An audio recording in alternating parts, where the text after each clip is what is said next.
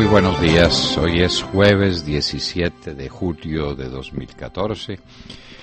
Esta es la hora de la verdad y estos son temas y asuntos que trataremos en la grata compañía de ustedes durante las próximas horas. Los Estados Unidos imponen sanciones unilaterales muy severas a Rusia por el tema de Ucrania. Y al mismo tiempo Juan Manuel Santos hace pacto con Rusia, con el señor Putin, con el mismo sancionado por los Estados Unidos, para que le dé un espaldarazo al tema de la paz.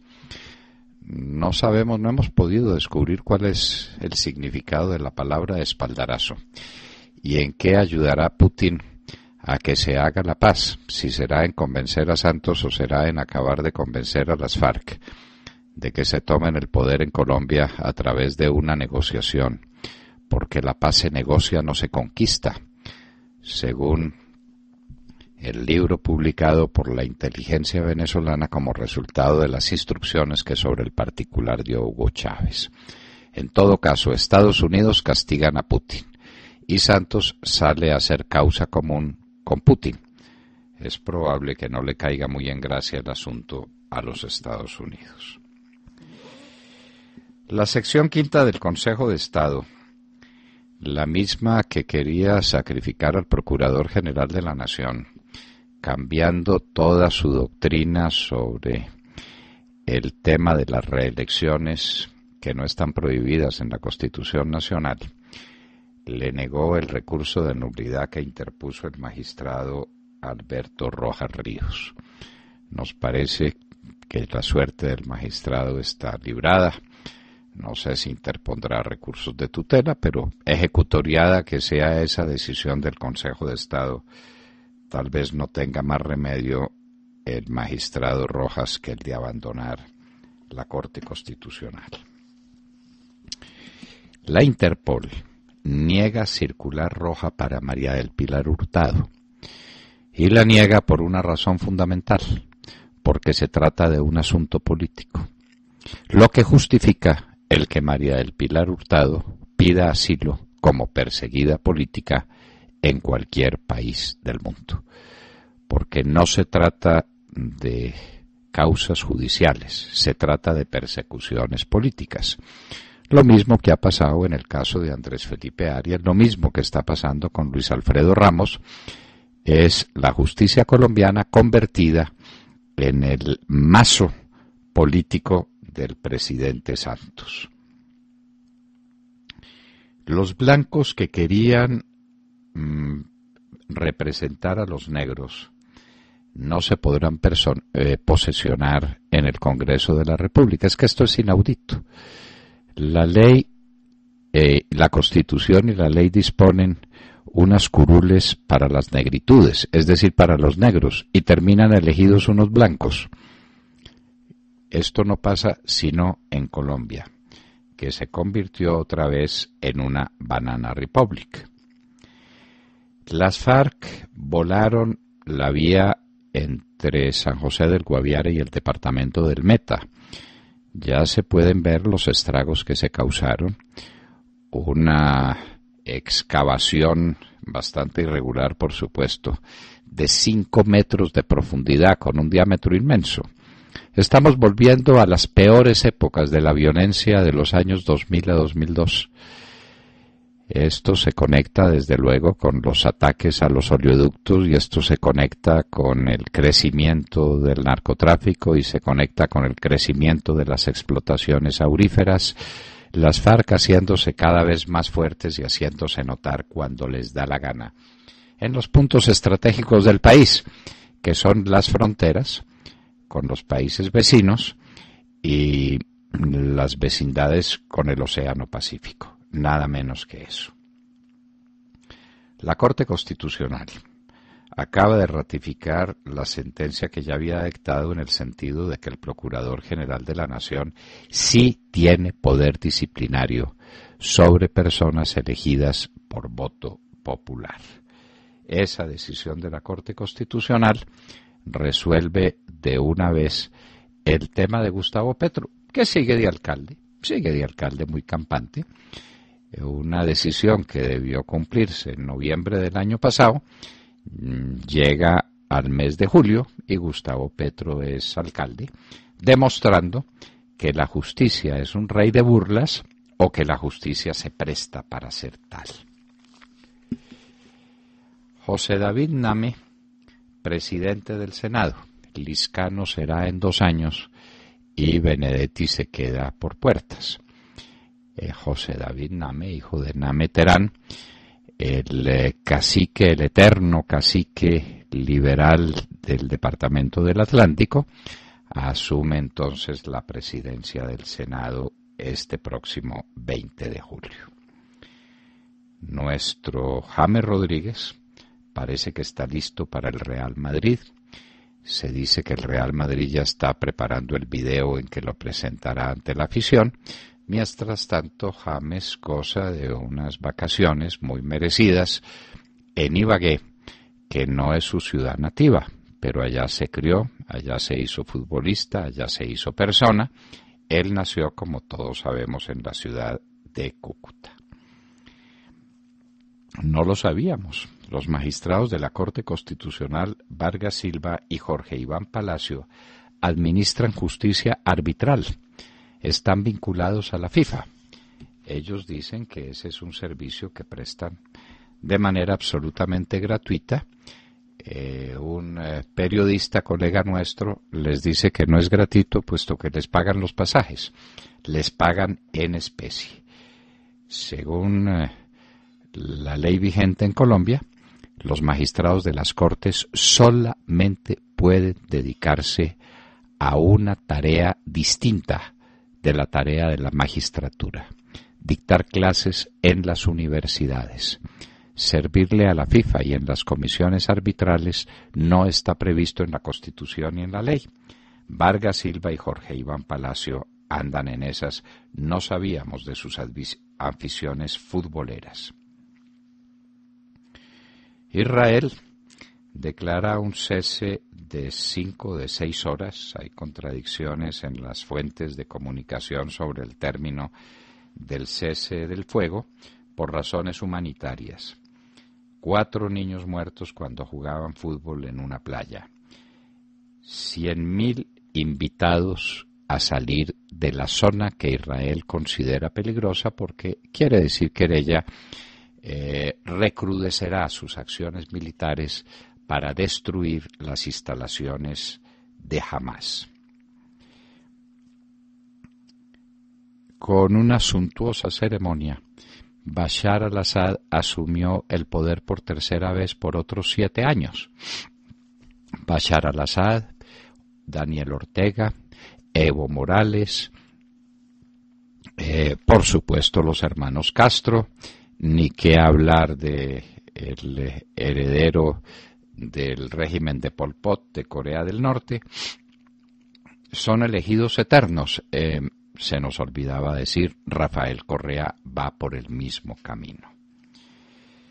35 talibanes muertos por Pakistán en gigantesca ofensiva contra ellos. Suecia mantiene orden de arresto por delitos sexuales contra Julian Assange, el hombre de Wikileaks, que sigue entonces metido dentro de una casa del Estado del Ecuador en Londres. Me imagino, o nos imaginamos todos con mucha facilidad, la desesperación de los ecuatorianos, de los diplomáticos ecuatorianos con ese hombre metido entre la casa ya, y la desesperación de Julian Assange encerrado en una casa. Está preso sin querer estarlo. Esa es la condición del fundador de Wikileaks, que sacudió al mundo haciendo revelaciones de documentos secretos de los Estados Unidos. El aeropuerto de Libia sigue bajo el fuego.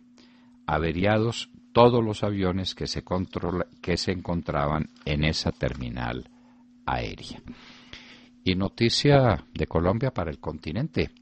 El presidente Santos está dispuesto a presentar a Ernesto Samper como candidato a la Secretaría General de UNASUR, de manera que quedaría de secretario general de UNASUR un sujeto que no puede entrar a los Estados Unidos, que no tiene visa, por sus vinculaciones con el narcotráfico. Para los que no tengan memoria, habrá que recordarles que Ernesto Samper fue elegido presidente de la República en 1994 con el dinero del narcotráfico.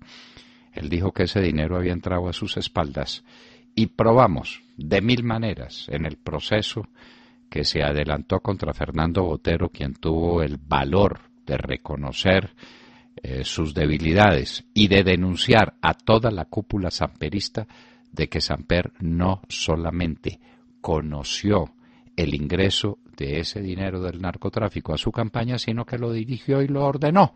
Y se lo ordenó precisamente a Fernando Botero. Tenemos que ganar las elecciones de cualquier manera, venga el dinero de donde venga. Y el dinero llegó de los Rodríguez Orejuela. De ahí porque un súcubo político de Ernesto Samper, Maya Villazón, nos castigó cuando impedimos la salida de la cárcel de Cómbita de los Rodríguez Orejuela. Todo eso está conectado.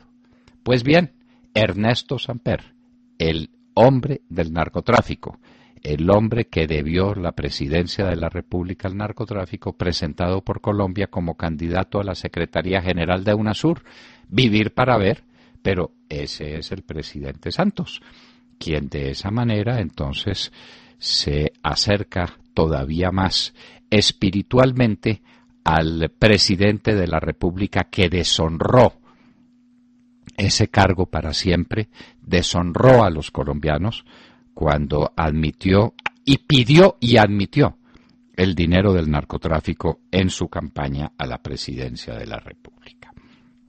Y hoy en la historia recordaremos que un día como hoy, en el año de 1429, fue coronado como rey de Francia Carlos VII. Carlos VII. Ese fue el sueño de Juana de Arco. Por ese sueño dejó su pequeña Domremy en la Lorena para venir a convencer al delfín que se hiciera coronar en la Catedral de Reims. Recordaremos esa historia que culmina con la hoguera para Juana de Arco y con su canonización y con su consideración para siempre como la gran heroína francesa. De todo esto y de mucho más hablaremos con ustedes en las próximas horas en la Hora de la Verdad. Muy buenos días a todos, con una buena taza de café colombiano, aunque llegue Starbucks, recuerden. Bueno, pero yo no voy a hablar de eso. Yo quiero hablar de las relaciones entre Rusia y Estados Unidos y la Unión Europea, que cada vez son más tensas y ya muchos hablan del regreso de la Guerra Fría. En este ajedrez político, Putin está moviendo sus piezas con una gran precisión y velocidad. Y Colombia, según expertos analistas, debe analizar muy bien su papel en una partida en la que puede acabar devorado, ¿no?, por el gigante y por sus vecinos amigos. Las nuevas sanciones a Rusia pillaron a Putin en Brasilia, en la famosa cumbre BRICS y UNASUR, y no la recibió muy bien, les quiero contar. Él dijo, se le va a devolver a Estados Unidos como un boomerang y eso puede llevar las relaciones a un punto muerto. Eso fue lo que dijo Putin ante el anuncio de Estados Unidos de ayer de hacer un conjunto de sanciones a Rusia por no haber cumplido su compromiso de reducir las tensiones en Ucrania. Y estas medidas pues serán contra empresas clave de Rusia. Hay incluso nombres ya de empresas a donde les va a afectar. También la Unión Europea ha hecho público ayer también pues que va a castigar también a Rusia, que romperá la cooperación financiera con Rusia y que habrá nuevas sanciones contra empresas de ese país. En definitiva, todos cierran filas contra Putin, mientras Putin posa de gran estadista en Brasilia con sus amigos de izquierda, incluida Colombia, porque el presidente Juan Manuel Santos estaba muy feliz ayer por su apoyo a la mesa de negociación y decía incluso que había muchas cosas en común, como el hecho de que muchos guerrilleros se formaron en Rusia. Y no solo eso, sino que tanto Estados Unidos como la Unión Europea están al tanto de las ansias expansionistas de Rusia. Y no ha gustado mucho la noticia de que reabrirán en La Habana una base que espiaba las comunicaciones de Estados Unidos. Esa base se llamaba Lourdes, fue el mayor centro de inteligencia de Moscú en el extranjero, con más de 1.500 agentes de la KGB y de la inteligencia militar. Y ahora, tras la visita de Putin a La Habana, pues han decidido que la van a reabrir y esto no le gusta mucho a Estados Unidos. ¿Qué hay detrás de estos movimientos de Rusia? Pregunto. ¿Qué implicaciones tendría para Colombia su camaradería con Putin mientras Estados Unidos y la Comunidad Europea sancionan a Rusia? ¿Podría ser Colombia devorado por este eje de la izquierda? Pues o devorada o por lo menos despreciada, como un país, una banana republic, que se mueve de esta manera al vaivén de los acontecimientos. Entonces Santos resuelve aliarse con Putin, lo que resulta un enfrentamiento diplomático obvio con toda la Unión Europea y con los Estados Unidos. Es que lo que está pasando en Ucrania no es asunto menor, Montserrat. Es todo el equilibrio en esa región del mundo, que es la puerta de los Balcanes además, y que es la razón de la Guerra Fría. Entonces, la cosa es bien complicada, pero ahí está Santos aliado con Putin, porque Putin le prometió darle un espaldarazo en el asunto de la paz. Es decir, impulsar a que los bandidos que tienen reclutados allá en La Habana negocien la paz con Colombia para tomarse a Colombia, con el apoyo de Putin, que es lo que le interesa, crearle problemas a los Estados Unidos en su propia casa. Eso lo hemos dicho cuántas veces, Montserrat.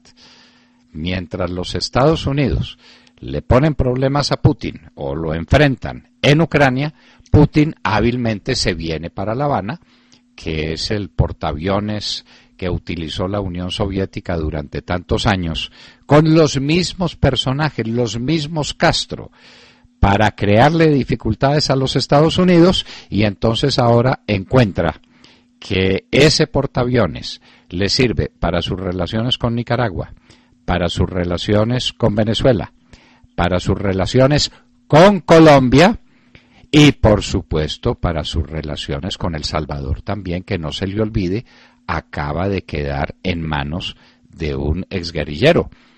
Entonces, la mesa está servida. Putin dice, aquí me vengo, aquí me meto al Caribe y aquí estoy en las puertas de los Estados Unidos. Entonces aprieta en Ucrania y yo aprieto acá. Y tengo la manera de meterme a Colombia, que es la llave de Sudamérica, a través del procedimiento infalible de la paz se negocia, no se conquista. Hugo Chávez ya lo había dicho en el 2005 en el libro que les volvemos a recomendar a ustedes y que encuentran en Twitter y en Facebook. ¿Decía Montserrat? Sí, dice un oyente, Gonzalo G. así firma y a través del chat se expresa y dice, en esa foto solo faltan los de las FARC. Se refiere a la foto de Putin con todos los presidentes de ese eje, ¿no?, que usted acaba de describir, que es el eje de la izquierda, ¿no? Tiene razón, faltan en la foto físicamente, pero virtualmente ahí están. Pero están ahí. Ahí están. Esos son los Castro, Ortega, el nuevo presidente de El Salvador, Nicolás Maduro en Venezuela, Juan Manuel Santos y las FARC.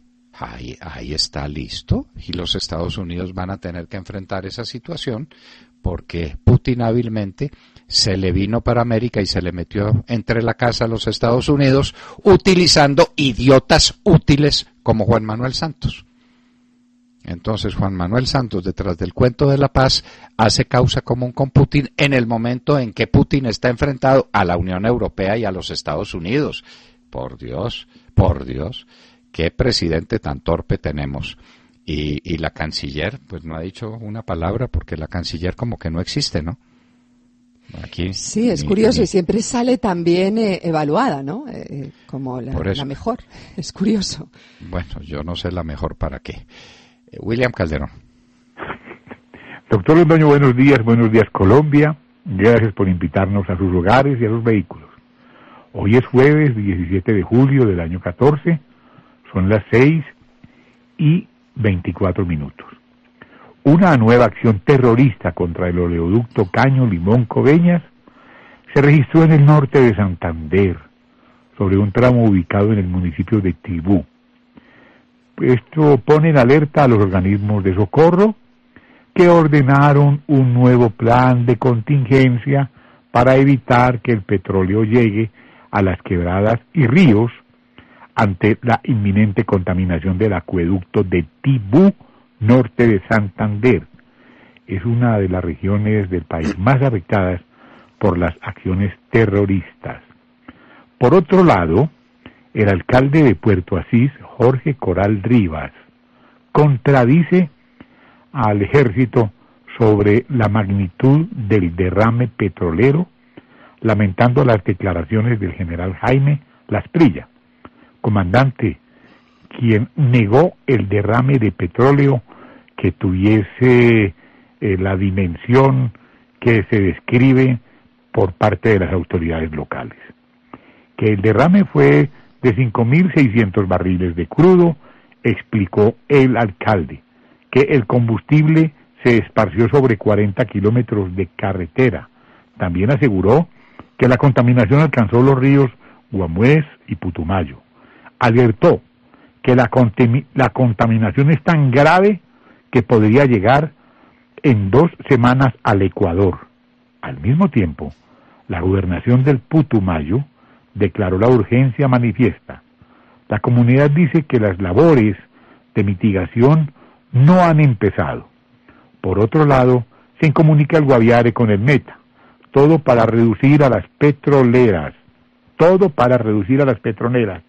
y ponerlas a su servicio, según Insight Crime.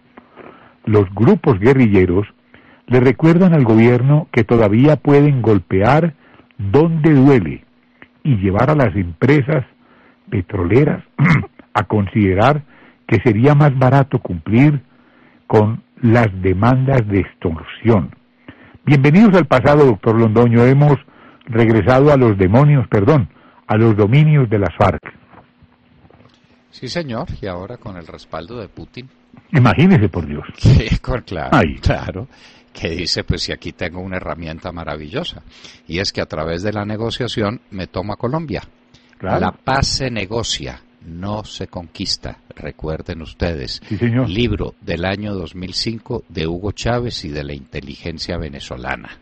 No hay para qué persistir más en la idea de que se van a tomar las FARC el poder en Colombia. Negócienlo. Y lo están negociando. Totalmente. Lo están negociando con el idiota útil que se acaba de hacerse reelegir presidente de la República. Jessica López. Hola, buenos días para todos, 6:27 en la mañana. Hoy completamos 8 días hablando de una de las peores tragedias en el campo internacional. Seguimos hablando de la guerra entre Israel y Palestina.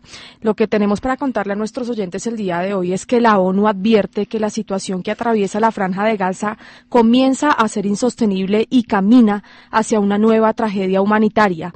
Miles de personas han tenido que abandonar su hogar y los albergues, según lo que vemos en imágenes y según nos reportan los periodistas que están en esa zona, ya no dan abasto.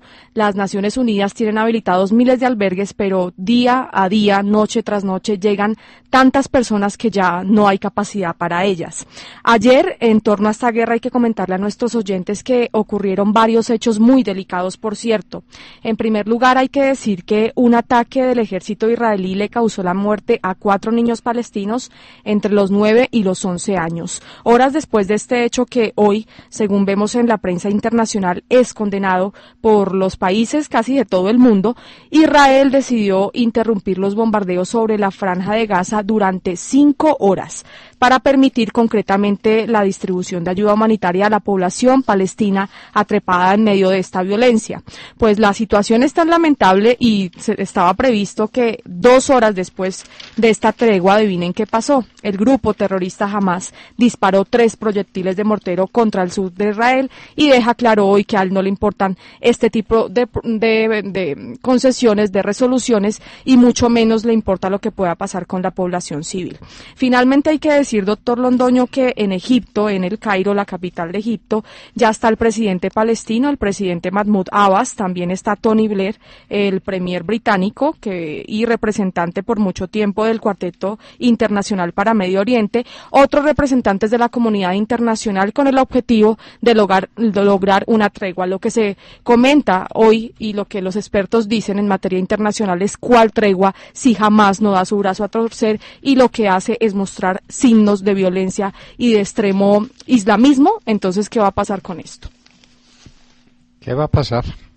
Y cada vez Hamás recibe más respaldo de Irán. Hamás está muy vinculado con los grupos sunitas y entonces ahí se acaba de complicar el asunto. Y a Hamás le importa una higa las retaliaciones de Israel, porque le interesa es precisamente sembrar el terror. Son los patrocinadores del terror y lo están sembrando. E Israel no puede dar su brazo a torcer porque es un problema de supervivencia y los resultados son resultados catastróficos para la población palestina. Pero pues ahí la tienen por tolerar a Hamás y ese es el resultado de los acercamientos del señor Abbas con Hamás, que condujeron a un gobierno de unidad que Israel rechazó inmediatamente porque no se pueden hacer gobiernos de unidad con grupos terroristas y que le dieron a Hamás todavía más poder para atacar a Israel, quien está haciendo retaliación por esos ataques. Es que son verdaderas nubes de cohetes que tira Hamás desde el territorio de la Franja de Gaza hacia Israel. ¡Qué horror de guerra! Pero en eso estamos. Y ni para qué hablar, como usted hablaba ayer, de lo que está pasando en otros lugares del Oriente. Los pakistaníes siguen bombardeando a los talibanes de Afganistán. El problema de Irak sigue cada día más vivo y cada día más peligroso. En fin, Bashar al-Assad reelegido, 7 años más de terror. No, es que definitivamente. Ya se posesionó otros 7 añitos. Sí, bueno, sí. Muy bien, en eso estamos. Sergio Gel. Doctor Londoño, muy buenos días para usted, para todos nuestros oyentes. Pues amanecemos hablando de café. Por supuesto, amanecemos hablando de café por la llegada de Starbucks a Colombia, empresa que ayer abrió su primera tienda en este país. Esto tras años, muchos años de espera, porque ya hacía varias décadas, tal vez, un par de décadas, Starbucks había intentado hacer acercamientos con la Federación Nacional de Cafeteros para llegar al país y en ese momento cuando hizo esa aproximación pues no fue posible y el proyecto quedó congelado hasta ayer cuando se abrió una nueva tienda en el Parque de la 93 en Bogotá, la primera de muchas tiendas que planea abrir el conglomerado. Piensan abrir 10 tiendas por año y la inversión que se estima tendrá es de $30 millones al cabo de 5 años. Ha dicho Starbucks que solamente servirá café 100% colombiano en sus tiendas que tiene ahora en 65 países del mundo y que suman más de 23,000 locales. Entra Starbucks a competir en un mercado bastante complicado. Entra a competir, por supuesto, principalmente con Juan Valdez, que tiene más de 200 tiendas en Colombia y alrededor del mundo. Recordemos que Juan Valdez el año pasado reportó ventas por 142,000 millones de pesos. Así que llega Starbucks en un momento muy interesante para este mercado, el mercado de las bebidas de café, de los locales en donde se sirve café, pero de una manera más elaborada, y pues entra a competir con Juan Valdez. Así que va a estar buenísima la pelea, vamos a ver qué tal le va a Starbucks en Colombia. Lo cierto es que pues será el mercado el que tendrá que medir esto. Finalmente llegó Starbucks a Colombia, doctor Londoño. Bueno, quiero hacerle una rectificación, Sergio. La petición o la propuesta de Starbucks no era para entrar a Colombia. Era para que la federación se asociara con Starbucks para penetrar el mundo, sobre la base de café colombiano, de café excelso colombiano, para venderlo en esos 65 países. La Federación de Cafeteros dijo que no, porque lo que le interesaba era vender café verde para que lo mezclaran los tostadores con los cafés de mala calidad. Esa es la verdad. Claro, que en últimas es el que termina comprando Starbucks de manera indirecta, al cabo del tiempo. ¿Cómo dice? Ese es el café que termina comprando Starbucks a nivel global al cabo del tiempo, esas mezclas de las que usted habla, doctor Londoño. No, Starbucks, por lo menos es lo que dice, que compra café excelso de muy distintos países del mundo. Correcto. Si usted va 400 millones de libras al año compra por Starbucks eso, de café. Si usted va a cualquier cafetería de Starbucks, lo que encuentra son bolsas de café de distintas proveniencias, de África, de América Central, y de pronto puede encontrar alguna bolsita de Colombia, de casualidad. No, la propuesta de Starbucks era que Colombia se asociara con Starbucks y salieran a vender en grande café colombiano, excelso, de primera calidad en todos los mercados del mundo. Y la Federación dijo que no, por razones ampliamente conocidas. Era mucho mejor y mucho más productivo para los ejecutivos de la Federación venderle el café a las tostadoras internacionales. Y nos vamos para México. Estamos con Cristina Londoño. Cristina, buenos días. Vamos con Alejandro, si le parece, doctor Londoño, mientras se establece la comunicación. Muy bien, entonces quiere decir que no tenemos la comunicación con Cristina todavía. Alejandro Ramírez, buenos días. Buenos días a los oyentes de la Hora de la Verdad. La reunión entre Ecopetrol y Pacific Rubiales, donde se define si Pacific opera la tecnología STAR en el campo Rubiales, quedó aplazada para el 23 de julio. Ayer se reunió el Comité de Negocios de Ecopetrol y las directivas de Pacific Rubiales, Ronald Pantin, presidente ejecutivo, José Francisco Arata, presidente, Miguel de la Campa, miembro de la Junta Directiva, y Federico Restrepo, vicepresidente de Asuntos Corporativos, para analizar los resultados del proyecto piloto STAR, recuperación que traduce la recuperación adicional térmica sincronizada, un proyecto en el que se ha invertido más de 250 millones de dólares. En esta reunión, los directivos de Pacific le manifestaron al Comité de Negocios de Ecopetrol las razones por las cuales consideran que el proyecto piloto de aplicación de esta tecnología y que buscaba aumentar el factor de recobro de crudos pesados en los campos de crudos pesados en Colombia, que aplicado en el campo Quifa ha sido exitoso. Y le explico a los oyentes, se estima que las condiciones de producción del yacimiento en el campo Quifa son similares a las del campo Rubiales. Pues ha trascendido a los medios que esta reunión estuvo marcada por un disgusto de las directivas de Pacific con la respuesta de Ecopetrol al derecho de petición radicado por el senador Robledo solicitando los datos sobre los resultados de la tecnología STAR. En esta respuesta, Ecopetrol corrobora los datos encontrados por Ana María Silva, contralora delegada para Minas y Energía, en enero de este año, según los cuales los resultados de la tecnología STAR estaban por debajo de lo pactado. Establece Ecopetrol que la meta de recobro solo se alcanzó en un 60%. Pues sí, posteriormente se hizo una reunión de junta directiva extraordinaria en Ecopetrol, donde no estaban físicamente el ministro de Hacienda, la directora de Planeación Nacional, Horacio Ferreira, representante de las regiones productoras, y el presidente de la Junta, Gonzalo Restrepo, y todo indica que por ser un tema tan técnico y más bien complicado de explicar, pues se prefirió aplazar la reunión y que estos representantes en la Junta Directiva pudieran estar presentes con los directivos de Pacific. De esta manera, doctor Londoño, pues sigue el tema de Pacific pendiente, en vilo, toda la nación está pendiente de este contrato, es un millonario contrato. Mientras tanto, pues ha bajado la acción de Pacific Rubiales por cuenta de la duda que se genera si va a poder aplicar o no esta tecnología en el campo, y pues la acción de Ecopetrol había bajado, volvió a subir luego de un hallazgo de un campo en México, offshore, en las costas. Y seguimos esperando todos si efectivamente Pacific va a operar esta tecnología en el campo Rubiales para la recuperación de los crudos pesados. Por supuesto, ¿en qué condiciones? Y entonces la idea es subir Campos Rubiales de 260.000 barriles por día a 500.000 barriles por día. ¿En cómo se lo van a repartir Ecopetrol y Pacific Rubiales? El país necesita saberlo. Cuentas claras, sobre la mesa. Esas conversaciones a puerta cerrada nos inquietan, sobre todo sabiendo la penetración que Pacific Rubiales ha logrado en la presidencia de la República a través de los hijos del presidente, a través del hermano del presidente, a través de la sobrina del presidente. Entonces aquí necesitamos cuentas muy claras. El senador Robledo tiene toda la razón. Hay que pedirle cuentas y cuentas claras a Ecopetrol en sus conversaciones con Pacific Rubiales. Y ahora sí nos vamos con Cristina Londoño desde México. Cristina, buenos días.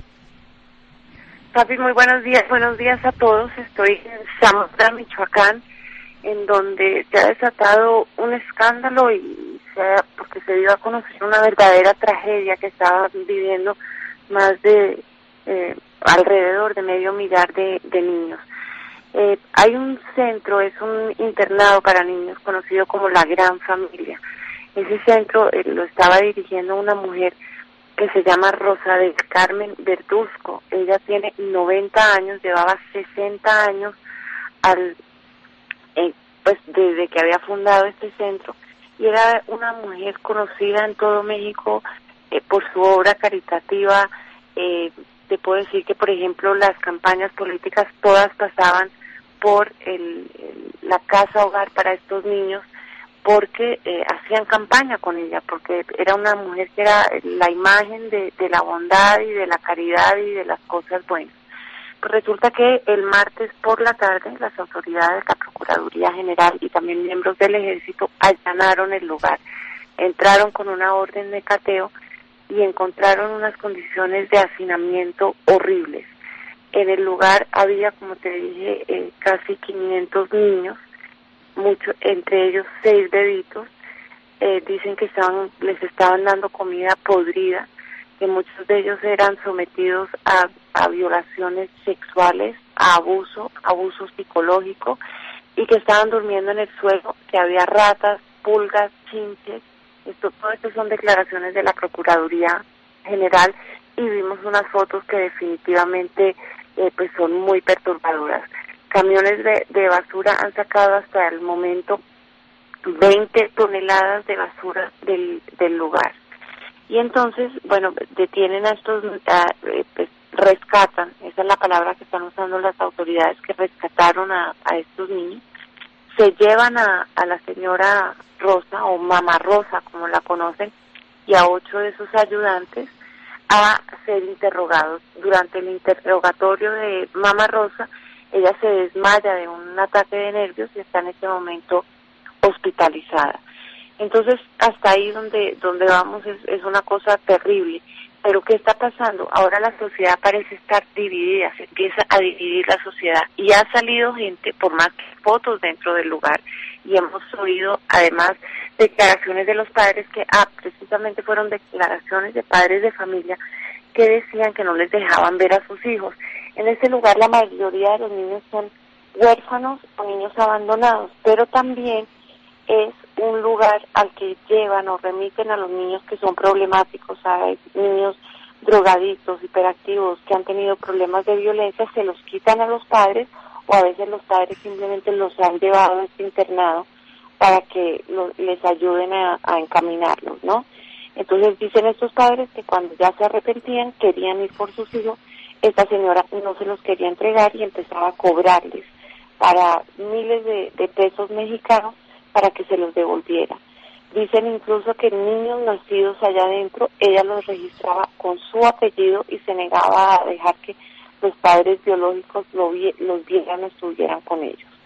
Entonces, pues es una noticia bastante triste, y ahora le suma que hay muchos de la sociedad mexicana que empiezan a defenderla, entre ellos el expresidente Vicente Fox, que por su cuenta de Twitter dijo que la apoyaba, que estaba con ella, que sabía la labor que había hecho con miles y miles de niños, y que le mandaba un abrazo y que le pedía que fuera fuerte. También importantes miembros de la élite intelectual de México la están apoyando. y dicen que esto es de alguna manera una venganza del gobierno de Michoacán, y dicen que habrá repercusiones internacionales, y hoy, para ponerle la tapa, a las 11 de la mañana hay aquí una manifestación en apoyo a la señora Rosa. La Procuraduría dijo que había culpables, que también había grandes héroes que habían defendido a los niños, y que por eso estaban adelantando las investigaciones. Ella no está todavía en calidad de detenida, pero ayer estuvo en el hospital donde está ingresada, y tiene una presencia de la Policía Federal impresionante. Hay varios guardias en la puerta, y dicen que la habitación de Mamá Rosa está siendo custodiada por unos 10 agentes. Qué horror, Cristina, qué horror el tema de los niños en Nigeria y los niños aquí en Colombia, de los que se habla poco, pero el reclutamiento de los niños continúa. Aquí RCN por televisión ha hecho un reportaje tenebroso sobre lo que está pasando con el reclutamiento de niños en distintas regiones del país, pero de eso no habla nadie. A los niños y a las niñas reclutados por las FARC los abandonamos, les damos la espalda como si no nos importaran. Y tenemos pues este caso de México, que es un caso dramático y sobre el que te pedimos, Cristina, que en próximas oportunidades nos sigas contando, porque ya se volvió un asunto político y entonces ya Mamá Rosa parece una heroína. No es imposible que durante muchos años hubiera desempeñado una gran tarea, pero que ya cerca de sus 90 años hubiera perdido completamente el control de ese sitio que se convirtió en la posilga que estás describiendo dramáticamente. Muchísimas gracias, Cristina. Gracias a ti, papi. Buenos días a todos. Bueno, y ahora tenemos un invitado muy especial, Monseñor Luis Augusto Castro, presidente de la Conferencia Episcopal de Colombia.